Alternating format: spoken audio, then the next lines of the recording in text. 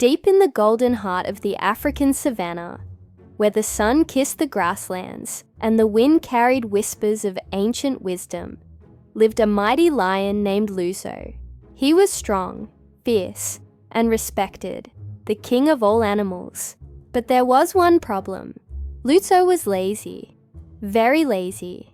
Instead of hunting, he spent his days sleeping under a shady baobab tree. Instead of leading his pride, he let others do all the work. Every morning, the animals of the jungle would bow to him.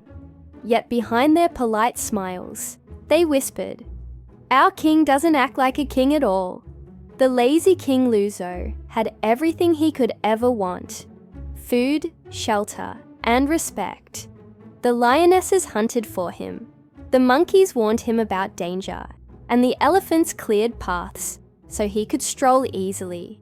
Luzo would stretch, yawn, and say, "Luzo, proud voice, why should I hunt? I'm the king. Kings don't work, others do it for them." But one day, everything began to change. The day the jungle changed. The rainy season came, but it didn't bring rain. Dark clouds floated by without a drop. The rivers shrank, and the grass turned dry and yellow. Food became scarce. The lionesses grew thin from hunting all day with little success. The herds of deer and zebras began migrating far away in search of greener land. Soon, there was almost nothing left to eat. Luzo, grumbling, "Why is no one bringing me food? I'm starving." A lioness, tired voice, "We've tried, my king, but the prey has moved far away." Luzo, "Then go find them." Lioness, "We can't. We have no strength left." For the first time, Luzo felt something he had never felt before: hunger. Days passed. His stomach growled like thunder. And then came a morning when he could no longer ignore it. The first hunt, Luzo woke up early. A rare thing indeed. The sun had just risen, and the golden savannah shimmered with heat. He looked at the horizon and saw a small group of antelopes grazing near the edge of the dry riverbed.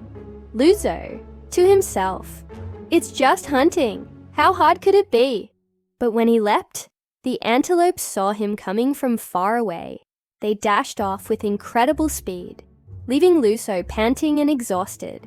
Luzo, gasping, How can they run so fast?" His muscles ached, his paws burned, his lungs screamed for air. He had forgotten how to hunt and how to work hard. The turning point. That night, under the shimmering stars, Luzo sat alone.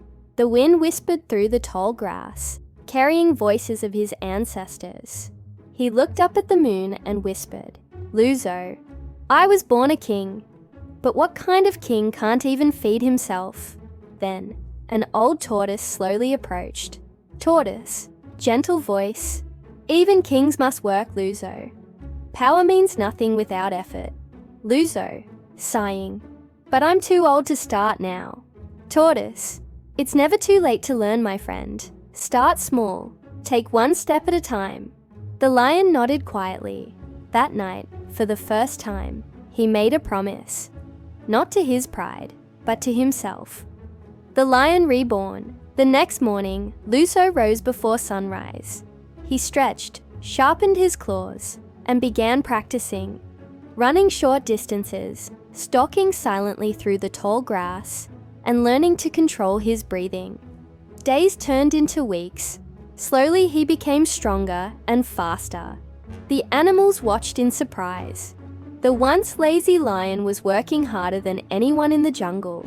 Luzo chasing shadows at dawn, jumping over rocks, sneaking through the grass, and roaring with power once again. Then, one day, he finally succeeded.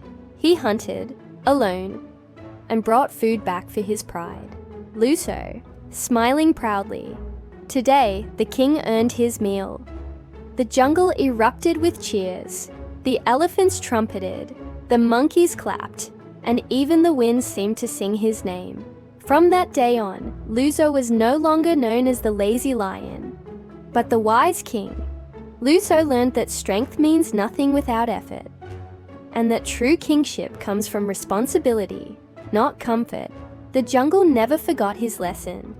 And every time a young cub complained about doing something hard, the elders would smile and say, "Remember the story of the lazy lion, and how he learned to rule with pride."